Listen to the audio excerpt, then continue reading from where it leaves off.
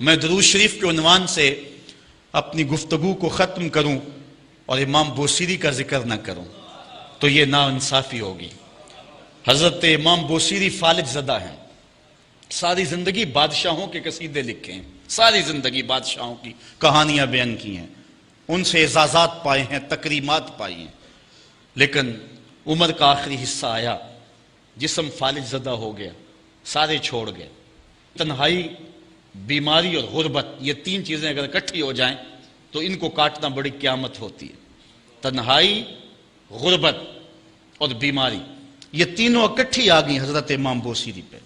صحت مند کے سارے گاہک ہوتے ہیں، بیمار پڑ گئے تو کوئی پوچھتا ہی نہیں ہے۔ ایک دن خیال آیا، ساری زندگی شہنشاہوں کے قصیدے لکھے، آج اس کا قصیدہ نہ لکھوں جو کائنات کا دولہ ہے۔ اللہ اکبر، قلم پکڑا، پھر حضور کا قصیدہ لکھا۔ یہ قصیدہ بردہ شریف مکمل کیا۔ رات ہوئی، حضرت امام بوصیری سوئے، آقا کریم علیہ السلام تشریف لائے، اور یہ بات ذہن میں رکھیں، حضور نے ارشاد فرمایا من رآنی فی المنام فقد رآنی فإن الشیطان لا یتمثل بی۔ یہ ابن ماجہ میں 6 طرق سے روایت مروی ہے، ویسے بخاری دیگر کتابوں میں بھی ہے، لیکن ابن ماجہ حجم کے اعتبار سے چھوٹی کتاب ہے، اس میں بھی 6 مرتبہ یہ روایت ہے، باقیوں میں تو بہت مرتبہ یہ روایت آئی ہے۔ ابن ماجہ میں 6 طرق سے یہ روایت ہے۔ حضور نے فرمایا جس نے مجھے خواب میں دیکھا اس نے مجھے ہی دیکھا، شیطان خواب میں آ کر بھی میری مثل ہونے کا دعویٰ نہیں کر سکتا۔ اچھا، دوسری بات، جس نے حضور کو دیکھا اس نے حضور کو دیکھا، اور جس نے حضور کو دیکھا حضور اس کے خواب میں قصد، ارادے اور مرضی سے آئے۔ میں کسی کے خواب میں جاؤں، آپ کسی کے خواب میں آئیں، نہ آپ کو پتہ ہوتا ہے نہ مجھے پتہ ہوتا، مجلس سجی ہے، میں گفتگو کر رہا ہوں، اٹھ کے آپ چلے جائیں گے، جا کے سو جائیں، میں خواب میں دوبارہ گفتگو کرتا ہوا پایا جاؤں، مجھے آپ اٹھ کے فون کرے جناب آج خواب میں آئے تھے، تو مجھے تو نہیں پتہ ہوگا، یا آپ کو میں دیکھ لوں دوبارہ تو آپ کو علم نہیں ہوگا۔ لیکن حضور جس کے خواب میں جائیں قصد، ارادے اور مرضی سے جاتے ہیں۔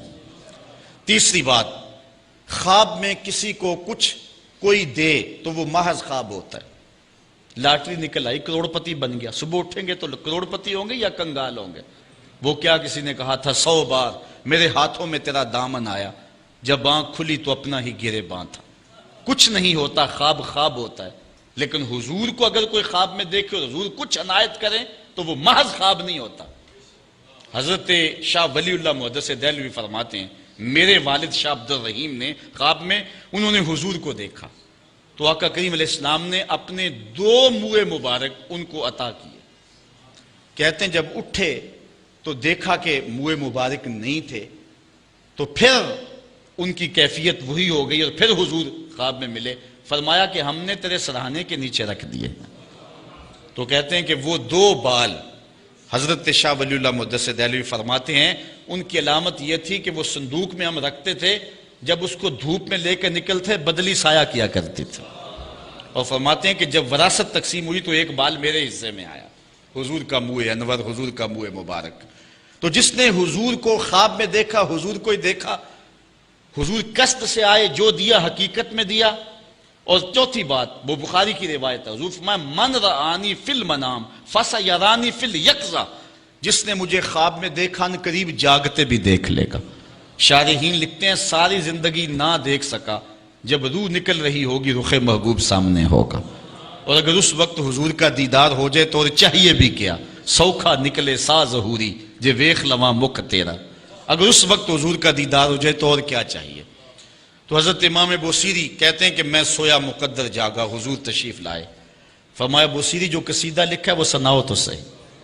تو انہوں نے وہ مشہور قصیدہ مولا یصلی وسلم دائماً ابدا، وہ قصیدہ حضور کی خدمت میں پیش کیا۔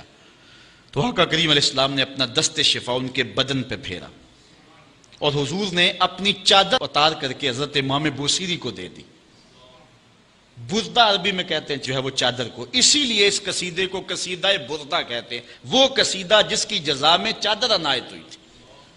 حضرت امام بوصیری جب اٹھے تو بالکل ٹھیک تھے، چادر اوڑی اور مسجد میں نماز پڑھنے کے لیے جا رہے ہیں۔ راستے میں ایک درویش کھڑا تھا، کہا بوصیری رات والا قصیدہ تو سناؤ جو تم نے لکھا ہے۔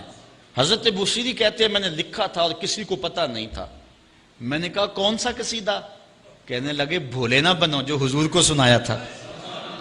کہنے لگے کہ میں نے کہا کہ تجھے کیسے پتہ ہے؟ کہا بتاؤں یہ چادر کون سی ہے؟ اللہ اکبر. تو امام بوصیری رحمت اللہ تعالی علیہ نے حضور علیہ السلام پر یہ درود لکھا، مولا یصلی وسلم دائماً ابدا، اور یہ جزا پائی. حضرت سید محمد بن سلیمان رحمت اللہ تعالی علیہ ایک بزرگ گزرے ہیں. یہ 708 ہجری میں پیدا ہوئے تھے. کہتے ہیں کہ میں ایک دن کسی بستی سے گزر رہا تھا اور وہاں ایک کنواں تھا، اس کا پانی تھوڑا سا نیچے تھا اور میرے پاس کوئی چیز نہیں تھی جس سے میں ڈول ڈال کر کے وہ پانی نکال سکوں. میں متحیر کھڑا تھا. ساتھ ہی ایک شکستہ سا کچا سا مکان تھا، اس مکان کے اوپر ایک چھوٹی عمر کی لڑکی کھڑی تھی. مجھے کہنے لگی کہ آپ پریشان ہیں؟ میں نے کہا ہاں بیٹے مجھے پریشانی یہ ہے کہ میں نے وضو کرنا اور نماز پڑھنی ہے اور وقت جا رہا ہے اور یہ پانی بہت نیچے ہے، اگر تم کچھ میری مدد کر سکتی ہو تو ضرور کرو. وہ چھت سے نیچے آئی اور اس نے آ کے اپنا لعاب اس کنویں میں پھینکا. حضرت شیخ سید محمد بن سلیمان فرماتے ہیں کہ میں نے دیکھا کہ یکا یک کنویں کا پانی اچھل کے کناروں تک آ گیا اور بہنے لگا.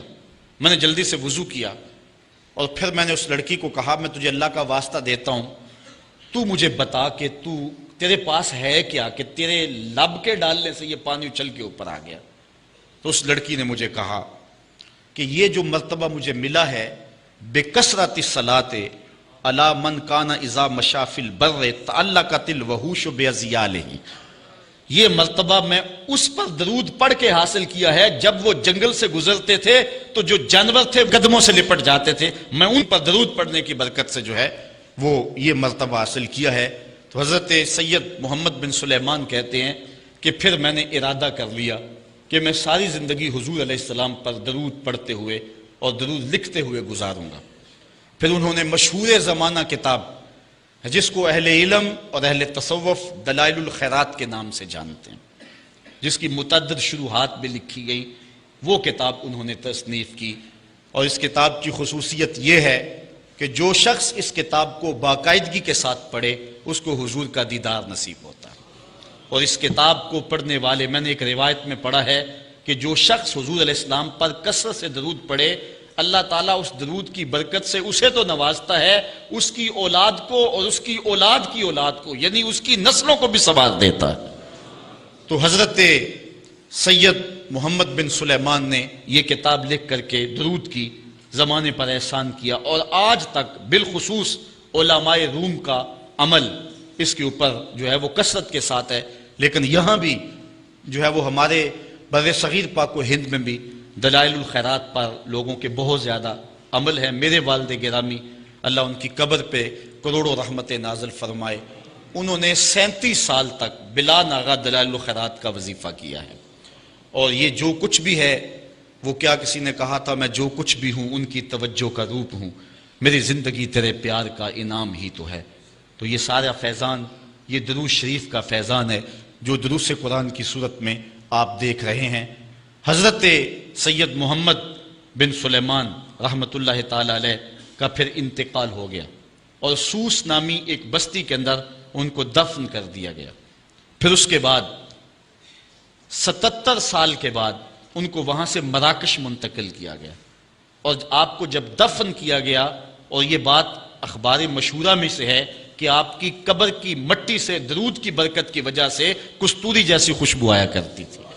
اور جب اتنے طویل عرصے کے بعد ان کو قبر سے نکالا گیا تو جب وہ فوت ہوئے تھے تو انہوں نے تھوڑی دیر پہلے حجامت بنائی تھی، اور جب لحد سے ان کو نکالا گیا 77 برس بعد تو ایسے لگتا تھا کہ جس طرح ابھی خط کروایا ہے. اور لوگوں نے ان کے جسم کو انگلی لگا کر کے دیکھا تو جس طرح ایک زندہ شخص کے جسم کو انگلی لگائیں تو خون ہٹ جاتا ہے اور جگہ زرد ہو جاتی ہے، تو ایسے ہی لوگوں نے پایا کہ جگہ زرد ہو گئی. پھر انگلی اٹھائی تو جو ہے وہ پھر وہاں دوبارہ سرخی آنے لگی. تو اس شخص نے بتایا کہ یہ دیکھو کیا ہے، تو پھر جو بھی زیارت کرنے آتا وہ انگلی لگا کے دیکھتا اور اس طرح دبا